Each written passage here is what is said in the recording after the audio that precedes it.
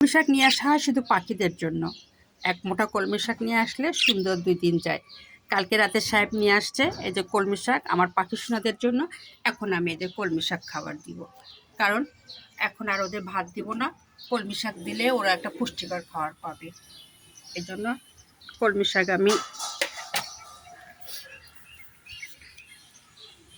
Ready করি। যেহেতু এক হাতে ভিডিও করি, এই জন্য আমি আপনাদের অনেক কিছু সুন্দরভাবে দেখাতে পারি না। আয় দাঁড়াও, আমি তোমাদের কলমি শাক খেতে দিব। নাও এই যে, নাও এই যে কলমি শাক খেতে দিচ্ছি। টাইসন, তুমি কেন পিস্তুত ঘুরছো ময়না? নষ্ট করো না।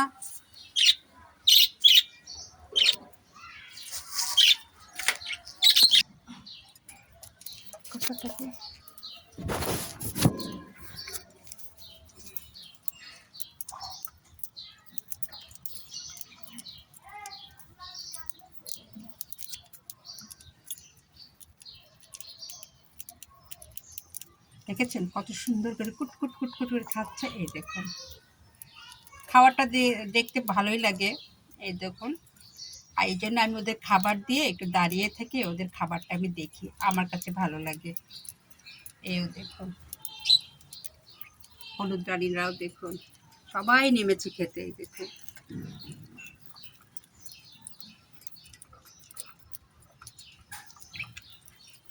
এও তার সঙ্গে আমার বাচ্চারাও এই দেখুন টাইসন হাত দিয়ে তুলে তুলে খাচ্ছে কাছে নিয়ে নিয়ে। আর অরোয়া দেখছে বাড়ির প্রকৃতি। হ্যান্ডসাম বসে আছে, যার যার কাজ শেষে সবাই করছে। হ্যান্ডসামের বসার স্টাইলটা অনেক সুন্দর। এরকম শুধু ওই বসে, অরোয়া বসে না এইভাবে। অরোয়া প্রকৃতি দেখছে, আর বাকিরা দেখুন কলমি শাক দেওয়ার পরে কি করে খায় দেখুন। তাদের ঘরে খাবার আছে, তারাও ওই পাশ থেকে কুটে কুটে খাচ্ছে। ওই দেখুন, দেখেছেন? এটাই নিয়ম।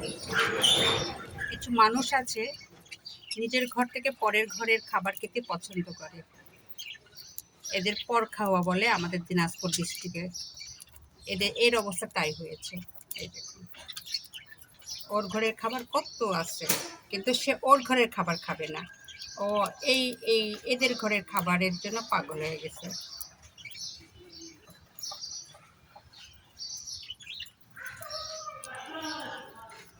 দেখেছেন?